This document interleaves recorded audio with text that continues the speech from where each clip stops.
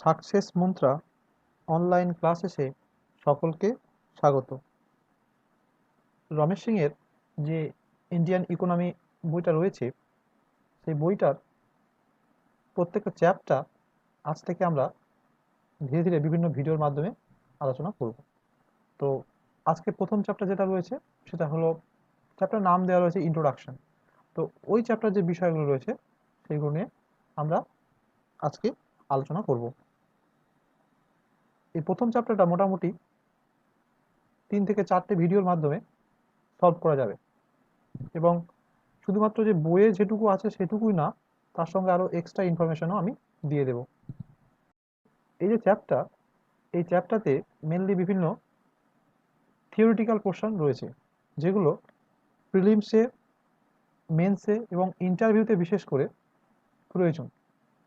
তো আমরা এই চ্যাপ্টার থেকে কী কী বিষয় জানতে পারবো? ক্যাপিটালিজম, স্টেট ইকোনমিক যে বিষয়গুলো রয়েছে, মিক্সড ইকোনমিক, তারপরে বিভিন্ন যে sector, primary sector, secondary sector, tertiary sector, quaternary, quinary, এইসব সেক্টরগুলো নিয়ে আমরা আলোচনা করব। তো এই প্রথম চ্যাপ্টার এই 4টে পোর্শন, অর্থাৎ economics as a discipline, concept of economics, micro and macro economics and economy, এই 4টে বিষয় নিয়ে আজকে আলোচনা করব। এই বইয়ের শুরুতেই ইকোনমিক্স বা অর্থশাস্ত্রকে একটা ডেসিমাল সায়েন্স, কখনো কখনো depressing science, poor science, fail science, এইসব শব্দ দিয়ে ব্যাখ্যা করা হয়েছে। এর কারণ কি না, আমরা জানি যে সায়েন্স বিভিন্ন সূত্র দেয়, সেই সূত্র অনুযায়ী ওই পার্টিকুলার ঘটনাটা কাজ করে। কিন্তু ইকোনমিক্সে এরকম অনেক সূত্র রয়েছে, কিন্তু যে সূত্রগুলো সবসময় কাজ করে না। যেমন ধরো না, এই কোভিড-19-এর জন্য যে লকডাউন এবং তার যে ইম্প্যাক্ট, সেটা কেউ কখনো ভাবতে পারেনি। তারপরে এই কোভিড-19-এর কারণে স্যানিটাইজারের ডিম্যান্ড এবং দাম দুটোই বেড়েছে, এটা কেউ কিন্তু আগে থেকে কল্পনা করতে পারেনি।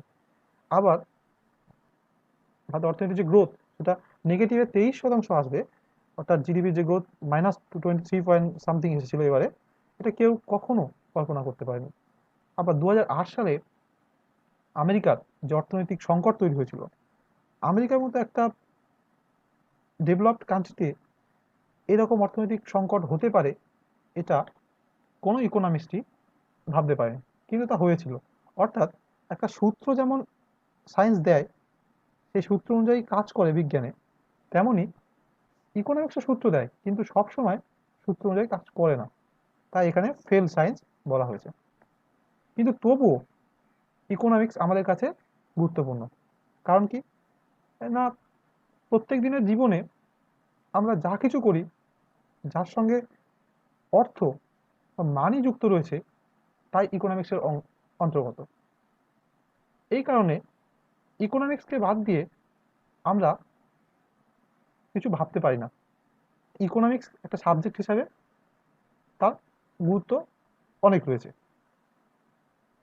হতে পারে যে কিছু কিছু ক্ষেত্রে তার ব্যাখ্যা ভুল হয়, কিন্তু তবুও তা অনেক কার্যকরী এবং তা প্রয়োজন। ইকোনমিক্স সম্পর্কে ধারণা মানুষের মধ্যে প্রয়োজন। নেক্সট এই বইতে ইকোনমিক্সের সংজ্ঞা এবং ইকোনমিক্সের বেশ কিছু কনসেপ্ট দেওয়া হয়েছে। এখানে বলা হয়েছে, economics is a discourse to study economic activity of human being. অর্থাৎ মানুষের যে অর্থনৈতিক ক্রিয়াকলাপ, অর্থাৎ ইকোনমিক অ্যাক্টিভিটি মানুষের যা রয়েছে, বিভিন্ন মানুষ বিভিন্ন রকমের অর্থনৈতিক ক্রিয়াকলাপের সঙ্গে যুক্ত, তো সেগুলো সম্পর্কে আলোচনা করাই অর্থশাস্ত্রের কাজ।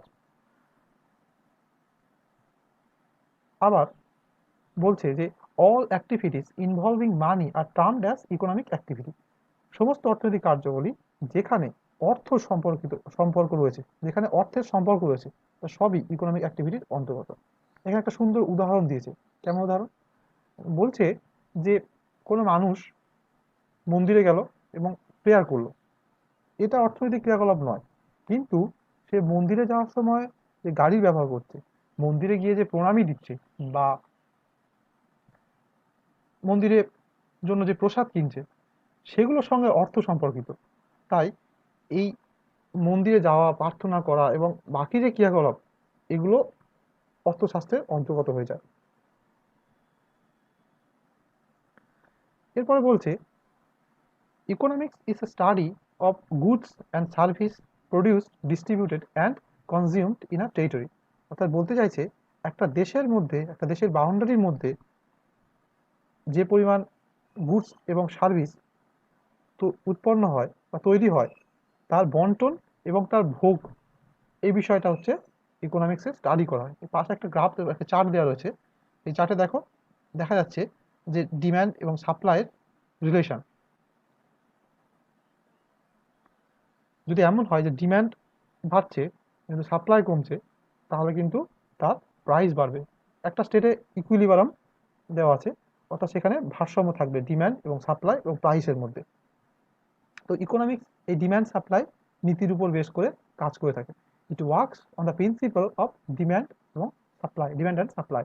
অর্থাৎ চাহিদা এবং যোগান, এই নীতির উপর ভিত্তি করে অর্থনীতির যে ধারণাগুলো সেগুলো কাজ করে। Economics is the study of how society use scarce resource to produce valuable commodities and distribute them among different people। অর্থাৎ এখানে বলতে চাইছে যে সম্পদ কিন্তু অগাধ নয়, সম্পদ লিমিটেড, অর্থাৎ রিসোর্স লিমিটেড, রিসোর্স স্কেয়ার, কিন্তু মানুষের চাহিদা কিন্তু অনেক বেশি। পাশের ছবিটা দেখতে পাচ্ছ, limited scarce resource, unlimited wants and need.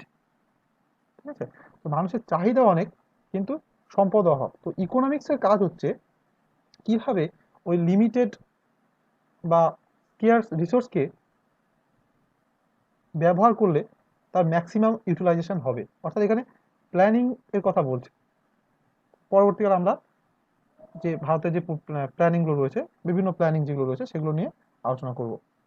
ঠিক আছে, অর্থাৎ economics is the study of how society use scarce resource to produce valuable commodities and distribute them among different people.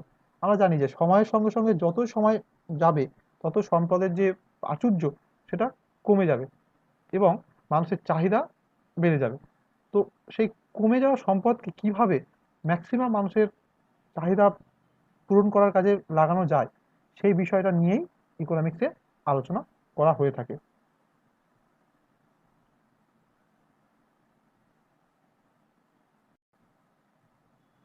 Next বলছে যে সমস্ত অ্যাক্টিভিটি, সমস্ত কাজকর্ম যার সঙ্গে লাভ, ক্ষতি, জীবন জীবিকা, মজুরি, কর্মসংস্থান ইত্যাদি যুক্ত আছে, সমস্ত কিছুই ইকোনমিক অ্যাক্টিভিটি বা অর্থনৈতিক ক্রিয়াকলাপের অংশ। বলছে যে all the activities concern with profit, loss, livelihood, occupation, wage, employment etcetera আর কল্ড ইকোনমিক অ্যাক্টিভিটি। অর্থাৎ যে সমস্ত কাজের সঙ্গে লাভ, ক্ষতি, জীবন জীবিকা, মজুরি, কর্মসংস্থান এগুলো যুক্ত আছে, সবই অর্থনৈতিক ক্রিয়াকলাপের মধ্যে বা ইকোনমিক অ্যাক্টিভিটির মধ্যে পড়ে। 1930 সালের যে গ্রেট ডিপ্রেশন, তারপরে থেকে ইকোনমিক্স বা অর্থশাস্ত্রকে দুটো ভাগে ভাগ করা হচ্ছে। একটা হলো মাইক্রো ইকোনমিক্স, একটা ম্যাক্রো ইকোনমিক্স। তো এই মাইক্রো ইকোনমিক্সের ধারণাটা অনেক প্রাচীন, দীর্ঘদিন ধরে এই মাইক্রো ইকোনমিক্সের ধারণাটা প্রচলিত ছিল। কিন্তু ওই গ্রেট ডিপ্রেশনের পরে থেকে, অর্থাৎ 1930 সালের পরে থেকে এই ম্যাক্রো ইকোনমিক্সের ধারণাটা ধীরে ধীরে প্রভাব বিস্তার করতে শুরু করে। তো বলা হয় যে কেইনস হচ্ছে, প্রফেসর কেইনস, উনি হচ্ছে এই ম্যাক্রো ইকোনমিক্সের ফাদার বা ম্যাক্রো ইকোনমিক্সের জনক। মনে রাখবে, কেইনস ম্যাক্রো ইকোনমিক্সের জনক। এই macro economics top down approach নিয়ে কাজ করে। টপ ডাউন মানে কেমন বিষয়, অর্থাৎ ম্যাক্রোনমিক্সে বলা হয় যে এমন পরিকল্পনা করা হবে তাতে উপরের স্তরের উন্নতি হবে, এবং উপরের স্তরের যদি উন্নতি হয়, অর্থাৎ যারা অর্থনৈতিকভাবে অনেক বেশি সক্ষম বা অনেক বেশি যাদের অর্থ রয়েছে, তাদেরকে যদি আরো বেশি উন্নত করা যায়, তাহলে তাদের উন্নতির ধারাটা ধীরে ধীরে নিচের স্তরে আসবে। অর্থাৎ সমাজের উঁচু স্তরকে এখানে উন্নতির কথা বলা, অর্থাৎ টপ ডাউন, অর্থাৎ যে অর্থনৈতিক যে বিষয়গুলো সেগুলো উপর থেকে ধীরে ধীরে নিচের স্তরে আসবে। এটা ম্যাক্রো ইকোনমিক্সে বলা হয়। কিন্তু মাইক্রো ইকোনমিক্সে বটম আপ অ্যাপ্রোচের কথা বলা হয়, অর্থাৎ সমাজের নিচু স্তরের মানুষকে সাহায্য করতে হবে, অর্থনৈতিকভাবে সুযোগ সুবিধা দিতে হবে, এবং সেই যে উন্নতির সেটা ধীরে ধীরে উপরের স্তরে পৌঁছে যাবে। অর্থাৎ অর্থনৈতিক উন্নয়নের যে বা অর্থনীতির যে সুযোগ সুবিধা দেওয়া সেটা কোন স্তরে করতে হবে তার উপরে এই মাইক্রো আর ম্যাক্রো ইকোনমিক্সের একটা তফাৎ রয়েছে। মাইক্রো ইকোনমিক্স বটম আপ অ্যাপ্রোচের উপর কাজ করে, ম্যাক্রো ইকোনমিক্স টপ ডাউন অ্যাপ্রোচের উপর কাজ করে। এছাড়া মাইক্রো ইকোনমিক্সে ডিম্যান্ড, সাপ্লাই, প্রাইস, ইনকাম এই সমস্ত বিষয় আলোচনা করা হয়। অর্থাৎ কি না, ধরো কোনো জিনিসের ডিম্যান্ড বেড়েছে, তার সাপ্লাইটা কমে গেছে, তাহলে তার প্রাইস কি হবে? তার প্রাইস স্বাভাবিকভাবে বেড়ে যাবে। আবার কোনো মানুষের ইনকাম বেড়ে গেছে, তার ডিম্যান্ড বেড়েছে, তাহলে কোনো দ্রব্যের কি সিচুয়েশন তৈরি হবে? সাপ্লাই বাড়বে নাকি প্রাইস বাড়বে, কিরকম সিচুয়েশন তৈরি হবে, সেই বিষয়গুলো নিয়ে মাইক্রো ইকোনমিক্সে আলোচনা করা হয়। কিন্তু ম্যাক্রো ইকোনমিক্সে এই ডিম্যান্ড, সাপ্লাই, প্রাইস এবং ইনকামের চেঞ্জ হলে কি কি প্রভাব পড়বে একটা বড় বিশদভাবে আলোচনা করা হয়। অর্থাৎ তার মানে যদি মনে করি যে দ্রব্যমূল্য বাড়বে, অর্থাৎ মুদ্রাস্ফীতি বা ইনফ্লেশন হবে, জিডিপি বাড়বে না কমবে, এমপ্লয়মেন্ট কি হবে, একটা বড় বিষয় নিয়ে আলোচনা করা, একটা বিস্তৃত বিষয় নিয়ে আলোচনা করা হয়ে থাকে ম্যাক্রো ইকোনমিক্সে। এখানে মাইক্রো ইকোনমিক্স এবং ম্যাক্রো ইকোনমিক্সের পার্থক্য রয়েছে। বলছে studies the economic problem at individual level, এটা হচ্ছে মাইক্রো ইকোনমিক্স। আর ম্যাক্রো ইকোনমিক্স বলছে studies problem at the level of an economy as a whole. অর্থাৎ একটা বড় পরিধিতে যে আলোচনা হয় সেটা ম্যাক্রো, আর ছোট পরিধিতে যেটা আলোচনা হয় অর্থনৈতিক বিষয় সেটা মাইক্রো ইকোনমিক্সের মধ্যে আসে। ইন্ডিভিজুয়াল লেভেল আলোচনা, ওটা ইকোনমি একটা হোল হিসেবে দেখা হয়। It determine the output and price of an individual firm. একটা ইন্ডিভিজুয়াল ফার্মের আউটপুট কি এবং তার মূল্য কি সে বিষয়ে নিয়ে আলোচনা করা হয় মাইক্রো ইকোনমিক্সে। কিন্তু ম্যাক্রো ইকোনমিক্সে পুরো ইকোনমির যে প্রাইস লেভেল, তার আউটপুট, সেটা নিয়ে আলোচনা করা, অর্থাৎ জিডিপি, পুরো জিডিপি নিয়ে আলোচনা করা হয়ে থাকে।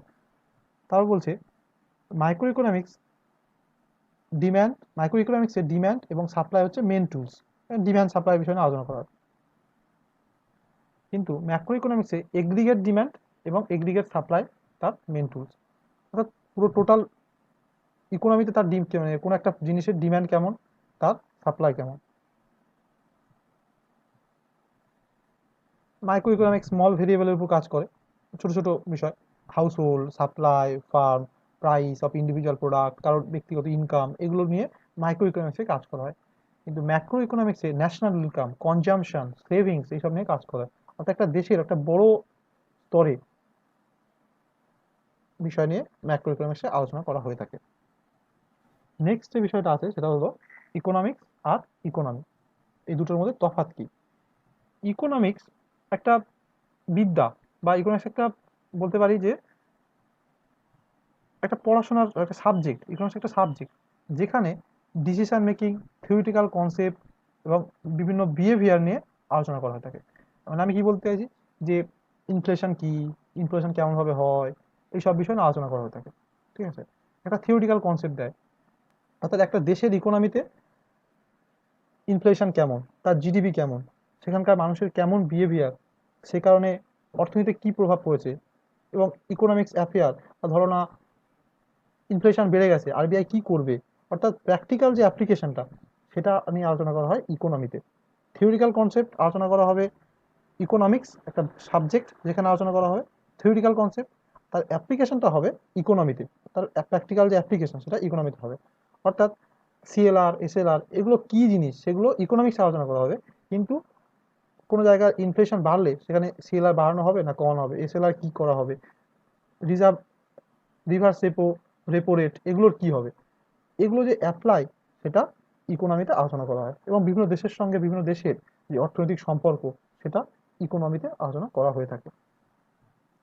আশা করি তোমরা বুঝতে পেরেছো। আজকে আপাতত এটুকুই। পরের দিনে আরো একটা পোর্শন আলোচনা শুরু করব ধীরে ধীরে বিভিন্ন ভিডিওর মাধ্যমে। ফার্স্ট চ্যাপ্টার যে বিষয়গুলো রয়েছে সেগুলো আলোচনা করব। তো পরের দিনে ইকোনমিক সিস্টেম নিয়ে আলোচনা করব, অর্থাৎ যে mixed economy, capitalist economy, state economy, তার মধ্যে সোশ্যালিজম রয়েছে, সেগুলো নিয়ে আলোচনা করব।